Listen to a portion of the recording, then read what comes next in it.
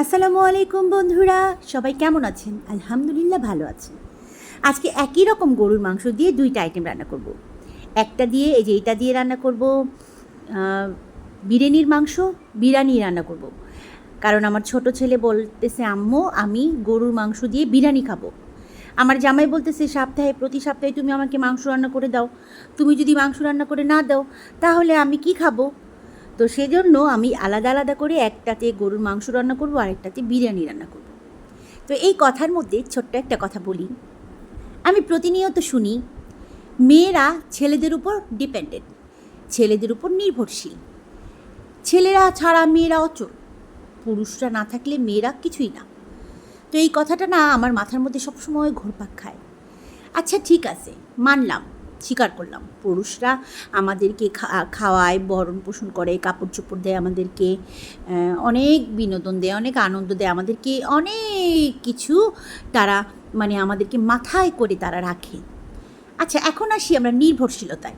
আচ্ছা একটা মেয়েকেও কি দেখছেন যে স্বামী মারা যাওয়ার পরপরই তারা চিন্তা করে আমরা আরেকটা বিয়ে করব? এরকম ধারণা কয়জন মেয়েদের মধ্যে দেখছেন? আমার মনে হয় 100%, 100 ভাগ মেয়েদের মধ্যে 99 ভাগ মেয়েরা চিন্তা করে না, বিয়ে শাদী করা যাবে না, নিজের সন্তানের মুখের দিকে তাকিয়ে সারা জীবন তারা তাদের আনন্দ উল্লাস, তাদের স্বপ্ন মাটি দিয়ে সন্তান লালন পালন করে। কেন? কারণ আমি যদি এখন স্বামী মারা যাওয়ার পর বিয়ে করি তাহলে আমার সন্তানরা কোথায় যাবে, কার কাছে থাকবে? ওই স্বামী তো আমার সন্তানদেরকে ভালো নাও বাসতে পারে। আর দ্বিতীয় কথা হচ্ছে, একদিন না একদিন সন্তানদেরকে শুনতে হবে তোর মার 2টা বিয়ে হয়েছে। আর সব থেকে বেশি বড় কথা হচ্ছে, এই সন্তানরা অনেক কিছু থেকে অবহেলিত হবে। আর সন্তানের মুখের দিকে তাকিয়ে মারা সবসময় কী করে? সন্তানের মুখের দিকে তাকিয়ে সারা জীবন কাটিয়ে দেয়। আমার মাকে দেখেছি, আমাদের জন্য আমার মা সারা জীবন তার আনন্দ খুশি সব কিছুকে মাটি চাপা দিয়ে আমাদের জন্য জীবন উৎসর্গ করেছে। তো এইরকম আমার মায়ের মতো 99 ভাগ মেয়েরা জীবনে কোনো পুরুষের উপর ডিপেন্ডেন্ট হয় না দ্বিতীয়বার স্বামী মারা গেলে। কিন্তু একটা পুরুষকে আমি অনেক পুরুষকে দেখেছি, যে কোনো পুরুষ বউ মারা গেলে, স্ত্রী মারা গেলে কী ভাবে? আল্লাহ, আমার বউ তো মারা গেছে, এখন আমার সন্তানকে কিভাবে রান্না করে খাওয়াবে, কিভাবে তাকে স্কুলে নিয়ে যাবে, আমার সন্তানকে কে দেখাশোনা করবে? তাহলে ভাই, কে কার উপর ডিপেন্ডেন্ট হইল? একজন স্ত্রী স্বামী না থাকলেও একাই বাঁচতে পারে, জীবনযাপন কাটাইতে পারে, সারা জীবন কাটাইতে পারে। কিন্তু একজন স্বামী বউ ছাড়া থাকতে পারে না, কারণ তাকে রান্না বান্না করে খাওয়াইতে হবে, তার সন্তান মানুষ করার জন্য লাগবে, তার সমস্ত কিছুর মধ্যে তার স্ত্রী থাকতে হবে। মেয়েদেরকে তাদের চাই। তাহলে ভাই, এই কথাটা সবাই স্বীকার করেন যে মেয়েদের উপর পুরুষরা, ছেলেরা, স্বামীরা সব সময় নির্ভরশীল। এটা কেন বললাম? এটা বলার অনেক উদ্দেশ্য আছে। এত উদ্দেশ্য আমি আপনাদেরকে বলতে পারবো না, শুধু এইটুকুই বললাম যে আমি আমার মনের কথাগুলো আপনাদেরকে বললাম যে কখনোই একজন পুরুষ একজন মেয়ের মতো হইতে পারে না। এটা অসম্ভব, এটা কখনোই না, ইম্পসিবল। কারণ একজন পুরুষের মন মানসিকতার সঙ্গে একজন নারীর মন মানসিকতা কখনোই মিলে না। কারণ পুরুষরা তাদের স্বার্থ নিয়ে সবসময় ব্যস্ত থাকে, আর মেয়েরা সবসময় তাদের স্বার্থের বলি হয়। আমি সবসময় চিন্তা করি আমার স্বামীর কোনটা খেলে ভালো লাগবে, আমার সন্তানের জন্য কোনটা ভালো লাগবে। আমি তাদের ভালো লাগা পছন্দগুলোকে সবসময় প্রায়োরিটি দিই, সবসময়। কিন্তু আমার স্বামী কি সেটা করবে কখনো? নো, কখনোই না। সে তার ভালোটা চিন্তা করবে, তার অফিসে কী হইল, তার ওইখানে কী হইল, তার ব্যবসা ভালো হইল না, সে সবসময় মনোযোগটা সেখানেই দেবে। আমার স্বামী না, পৃথিবীর সমস্ত স্বামীরা সবসময় নিজেদেরকে নিয়েই ব্যস্ত থাকে, আর মেয়েরা সবসময় আশেপাশের সব দিকে লক্ষ্য রাখে। তাই মেয়েদের সমান কখনোই ছেলেরা হইতে পারে না। কমেন্টে জানাবেন কার কার আমার কথাগুলো গায়ে লাগছে, কার কার আমার কথাগুলো পছন্দ হয়েছে, অবশ্যই কমেন্টে আমাকে জানাবেন। আর এই যে আজকে আমি রান্না করলাম বিরিয়ানি, এখন বিরিয়ানির মাংস রান্না করা শেষ, সব মশলা দিয়ে রান্না করে ফেলছি। এখন আমি গরুর মাংসটাকে হাতে মশলা দিয়ে মেখে রান্না করব। হাতে কিভাবে রান্না করব? হাতে মেখে রান্না করব। তো আগে সর্ষের তেল, আদা বাটা, রসুন বাটা, সব জিরে বাটা সব কিছু একসঙ্গে দিয়ে সেটাকে ভালো করে ম্যারিনেট করে নিব। তারপর এটার মধ্যে আমি মাংসটা ছাড়বো। তো আগে আমি মশলাগুলোকে ভালো করে মেখে চেখে নিচ্ছি। আমার বরের পছন্দের মাংস গরুর মাংস, সে খুব পছন্দ করে। আমার স্বামী পৃথিবীর শ্রেষ্ঠ স্বামী। আমার স্বামীর মতো পৃথিবীতে আর একটা স্বামীও নাই। এই কথাগুলো প্রত্যেকটা মেয়ের ভাষা। প্রত্যেকটা ঘরের বউ বলে আমার স্বামী পৃথিবীর শ্রেষ্ঠ স্বামী। স্বামীকে যদি কেউ অপমান করে, কেউ কটু কথা বলে, তাহলে স্বামীর কটু কথাগুলো স্বামীর গায়ে লাগে না, স্ত্রীর গায়ে লাগে। কেউ যখন স্বামীকে অপমান করে, কথা বলে, বাবার বাড়ির মানুষও যদি, নিজের মাও তার স্বামীকে ছোট করে কথা বলে, তাহলে তার গায়ে লেগে যায়, আমার গায়ে লেগে যায়, আমাদের গায়ে লেগে যায়, আমাদের মেয়েদের গায়ে লেগে যায়। কেন আমার স্বামীকে ছোট করে কথা বলা হচ্ছে? কেন আমার স্বামীকে এরকমভাবে অপমান করা হবে? কিন্তু সেই একই স্বামীর সামনে যখন তার স্ত্রীকে অপমান করা হয়, কটু কথা বলা হয়, যেই বলুক, তখন স্বামীর গায়ের মধ্যে ফুরফুরে বাতাস লাগে, খুব আনন্দ লাগে, খুব মজা লাগে। কেন? স্ত্রীকে অপমান করলে তার গায়ে হিমেল হাওয়া লাগে। আরে স্বামীরা, তোমাদের কেন এরকম লাগে? হ্যাঁ, কেন? আমাদের যদি তোমাদেরকে কটু কথা বললে, অপমান করলে গায়ে লাগে, কষ্ট লাগে আমাদের, তোমাদের কেন আনন্দ লাগে? কেন লাগবে? আরে এই পৃথিবীতে একজন মা যতটা ভালোবাসে তার সন্তানকে, আমি মনে করি একজন স্ত্রী, একজন বউ তার স্বামীকে তার থেকে কোনো অংশে কম ভালোবাসে না, কখনোই না। একজন স্ত্রী সব সময় তার স্বামীকে, একজন মায়ের ভূমিকায় স্ত্রীকে পালন করতে হয়। মা যেমন সব থেকে ভালো খাবারটা সন্তানকে দেয়, মা যেমন সব সময় সন্তান কী খাবে, কী করবে না করবে সেই সমস্ত চিন্তায় মাথায় নিয়ে ঘুরে, একজন স্ত্রী, একজন ভালো বউ সব সময় তার স্বামীকে নিয়ে এরকম চিন্তা ভাবনা করে। আচ্ছা, তাহলে আমাদের চিন্তাধারা যদি এইরকম হয়, তাহলে আমাদের স্বামীদের গায়ের মধ্যে এরকম হাওয়া লাগে কেন? প্লিজ কমেন্টে আমাকে এই প্রশ্নের উত্তরটা সবাই দিয়ে যাবেন। আজকে আমার মন খুবই ভালো, তাই আমি আজকে আমার মনের সব কথাগুলো বলে দিচ্ছি। প্রত্যেকটা মেয়েকে অবশ্যই,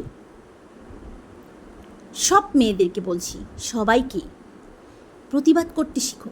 প্রতিবাদ করতে হবে। আমরা কতদিন মুখ বুজে সহ্য করব? কতদিন এই অন্যায় কথাগুলো আমরা মানব যে পুরুষদেরকে ছাড়া মেয়েরা অচল, পুরুষরাই উত্তম, মেয়েরাই একদম। আরে একটা অশিক্ষিত মূর্খ মেয়ের মাথার মধ্যে স্বামীর চিন্তা যতটুকু থাকে, একজন শিক্ষিত, উচ্চ শিক্ষিত স্বামীর মাথার মধ্যে কখনো তার স্ত্রীর জন্য কিচ্ছু থাকে না। সেই জন্য বলি, সবাইকে উদ্দেশ্য করে বলি, তোমরা এখনও সময় আছে, এখনও সময় আছে, অবশ্যই প্রতিবাদ করতে শেখো। প্রতিবাদ যদি করতে না পারো, তাহলে জীবনে কিচ্ছু হবে না। সারা জীবন ওই মুখ বুঝে চুপ করে। হ্যাঁ, তার মানে আমি এটা বলবো না তোমরা ঝগড়া করো, ঝগড়া না। প্রতিবাদ ঝগড়া না করেও করা যায়। প্রতিবাদ মিষ্টি সুরে করা যায়। প্রতিবাদ অনেকভাবে করা যায়। সব মেয়েরা, আল্লাহ সব মেয়েদেরকে ভালো রাখার তৌফিক দান করুক, সব সংসারে অনেক সুখ শান্তি ভরে দিক। আল্লাহ তাআলা প্রত্যেকটা মেয়েকে আরও ধৈর্যশীল হওয়ার তৌফিক দান করুক, আমিন। তো এই যে আমার মাংস ম্যারিনেট করা হয়ে গেছে, এখন আমি এটাকে ঢেকে কিছুক্ষণের জন্য রেখে দেব। তারপর আমার বিরিয়ানির মাংসটা হয়েছে কি না সেটা দেখার জন্য আমি আবার আমার চুলার রান্নাতে চলে যাব। তো আমি যদি কাউকে কোনো রকম হার্ট করে কথা বলে থাকি, প্লিজ আমার কথার মধ্যে যদি কেউ কোনো কষ্ট পেয়ে থাকেন, পুরুষরা প্লিজ আমাকে মাফ করে দেবেন, নিজ গুণে ক্ষমা করে দেবেন। আমি এটা এমনি বললাম, সবাই শুধু বলে মেয়েরা ছেলেদের প্রতি ডিপেন্ডেন্ট, ছেলেদের প্রতি ডিপেন্ডেন্ট, ছেলেদের প্রতি তারা সব সময়, ছেলেরা সব সময় তারা, ছেলেরাই অনেক কিছু, মেয়েরা কিছুই না। সেই জন্য কথাগুলো বললাম, ভালো লাগলো। আর আমার দর্শকদের সাথে, আমার বন্ধুদের সাথে কথা বলতে তো আমার খুব ভালো লাগে। আর আমার বান্ধবীরা, তোমরা সবাই কেমন আছো? তোমাদের সঙ্গে কথা হয় না, কিন্তু তোমাদেরকে অনেক মিস করি। এই যে আমার গরুর মাংসটা একদিকে হয়ে গেছে, এটাকে ভালো করে কষিয়ে আলু দিয়ে একটু ঝোল দিয়ে দিয়েছি।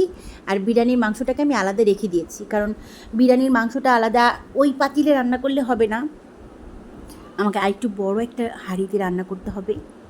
তো এই যে আমার মাংসটাকে ঢেকে আমি আরেকটু সিদ্ধ হতে দিলাম। আর পাশেই আমার বিরিয়ানির জন্য মাংস, ছেলে বিরিয়ানি খাইতে চাইছি আর মা রান্না করে দিবে না, এটা কি হয়? সব সময় মা চায় তার সন্তান কোনটা খেলে তার ভালো লাগবে। তো আমি আবার ভুল করে ভিডিও স্কিপ হয়ে গেছে, কিভাবে আমি জানি না। আমি যে ঘি দিয়ে হাঁড়িটা গরম করেছি, তারপরে এলাচ দারুচিনি দিয়েছি, পেঁয়াজ দিয়েছি, সেগুলো দিতে ভিডিওটা স্কিপ হয়ে গেছে, আমি দুঃখিত। তো পোলাও রান্না করতে সবাই পারে, আমি কাউকে রান্না শিখাই না, এটা আমি সবসময় বলি। আমি আমার রান্নার ঘরটা, রান্না করাটা আর আপনাদের সাথে গল্প করাটা পছন্দ করি, কারণ আমি একা একা থাকি। তো একা একা তো আর বকবক কারোর সঙ্গে করা যায় না, আপনাদের সঙ্গে বকবক করতে আমার খুব ভালো লাগে। তো কারো যদি আমার এই বকবকটা একটু ভালো লেগে থাকে, প্লিজ একটা লাইক করতে ভুলবেন না। আর এর থেকেও যদি বেশি কারো আমার ভিডিও পছন্দ হয়ে থাকে, একটু বেশি ভালো লেগে থাকে, প্লিজ একটা সাবস্ক্রাইব করতে ভুলবেন না। আমার স্বপ্নের দিকে আমাকে পৌঁছে দিতে প্লিজ আপনারা আমাকে সাহায্য করবেন। আমি চাই আমি আমার মতো করে বাঁচতে। আমার খুব শখের এই চ্যানেলটা। আমার জীবনে আমি অনেক কিছু হইতে চাইছি, কিন্তু কিছুই হইতে পারি নাই। কিন্তু আমার এই ইউটিউব চ্যানেলটা আমার খুব শখের জায়গা। সবাই বলে বুস্ট করতে, এটা সেটা করতে, কিন্তু আমি বুস্ট করতে পারি না। কিভাবে বুস্ট করতে হয় সেটাও জানি না। এখন আমাকে সাহায্য করার তো কেউ নাই, তাই আমি বুস্ট করতে পারতেছি না। তাতে কি হয়েছে? আমার যে বন্ধুরা আছে তারা আমাকে যে একটা দুইটা লাইক দেয়, কমেন্ট করে, তাতেই আমি অনেক খুশি। আমি সত্যি অনেক খুশি। আপনাদের এই ভালোবাসা আমার কাছে অনেক কিছু। এই 2টা 3টা 4টা লাইক, এটাই আমার কাছে অনেক কিছু। কেন জানি না, আপনাদের সঙ্গে কথা বলতে আমার ভালো লাগে। তো এই যে আমার বিরিয়ানি রান্নার জন্য সব প্রসেসিং কমপ্লিট হয়ে গেছে। আজকের বিরিয়ানিটা কিন্তু সেই মজা হয়েছে। আর এত বৃষ্টি আমি বুঝাইতে পারবো না। বৃষ্টির জন্য মানে আমি এত বৃষ্টি চাই নাই। এত বৃষ্টির জন্য কত মানুষের কত ক্ষতি হচ্ছে। স্কুলে যেতে পারছে না বাচ্চারা, অফিসে যেতে পারছে না মানুষ, কিন্তু তারপরেও না বৃষ্টি দেখলে আমার ভালো লাগে। তো এই বৃষ্টির মধ্যে বিরিয়ানি রান্না করা, গরুর মাংস রান্না করা, এই রান্না করাটা আমার খুব ভালোবাসার একটা জায়গা। শুধুমাত্র এই রান্না করতে গেলেই আমার শান্তি লাগে, রান্না করতে গেলে আমার খুব ভালো লাগে। অনেকে বলে প্রচণ্ড গরমের মধ্যে চুলায় রান্না করা, দেখেছেন? প্রচণ্ড গরমের মধ্যে চুলায় রান্না করাটা অনেক কষ্ট। আমরা সেটাও আনন্দের সহিত করি, ভালোবেসে করি। কাদের জন্য করি? আমাদের জন্য করি না, আমাদের সংসারের ফ্যামিলির মানুষের জন্য করি। তো সবাই ভালো থাকবেন, অনেক ভালোবাসা, অনেক অনেক ভালোবাসা রইল সবার প্রতি। ছোট বাচ্চাদের জন্য আমার অনেক আদর, স্নেহ, মায়া, মমতা। সবাই সুস্থ থাকেন, ভালো থাকেন, সাবধানে থাকেন, আর সবাই সবার মতো করে সবার সংসারটাকে খুশি করে রাখেন। আমার বিরিয়ানিটা কেমন হয়েছে দেখতে, কালারটা কেমন হয়েছে, প্লিজ কমেন্টে জানাবেন। আমি বিরিয়ানিটা রান্না করার পর আমার বাচ্চা খেয়ে বলেছিল খুব মজা হয়েছে। যাক, আলহামদুলিল্লাহ। আর গরুর মাংসর কালারের কথা আমি বলবো না, সবাই বলে আমার গরুর মাংসর রঙটা খুব সুন্দর হয়। তো বিরিয়ানির রঙটা তো আপনাদেরকে দেখিয়ে দিলাম। যদিও আমি খুব ভালো রান্না করতে পারি না, চেষ্টা করি, মন দিয়ে চেষ্টা করি, প্রাণ দিয়ে চেষ্টা করি যেন রান্নাটা খুব সুন্দর হয়, ভালো লাগে, পেট পুড়ে সবাই খেতে পারে। আর এই যে হচ্ছে আমার গরুর মাংসর কালার। কেমন হয়েছে গরুর মাংসটা? আমার মতো কে কে প্রতিদিন গরুর মাংস রান্না করেন, মুরগির মাংস রান্না করেন, মানে মাংস ছাড়া চলে না, কার কার বাসায় একটু জানাইন প্লিজ। আমার মতো কার কার প্রতিদিনই মাংস রান্না করতে হয়, মানে একটা মাংস প্রতিদিন থাকবেই, হয় গরু না হলে মুরগির মাংস। তো এই যে আমার মাংসটা আমার বরের জন্য রান্না করেছি। আমার বর ঢাকায় নিয়ে যাবে, কারণ আমি ছাড়া তো তার চলে না, কে তারে রান্না করে খাওয়াবে? মাংসটা রান্না করে দিলে সে গরম করে একবেলা রাতে রুটি কিংবা ভাত দিয়ে খেতে পারে। ভালো থাকবেন, আল্লাহ হাফিজ, আসসালামু আলাইকুম।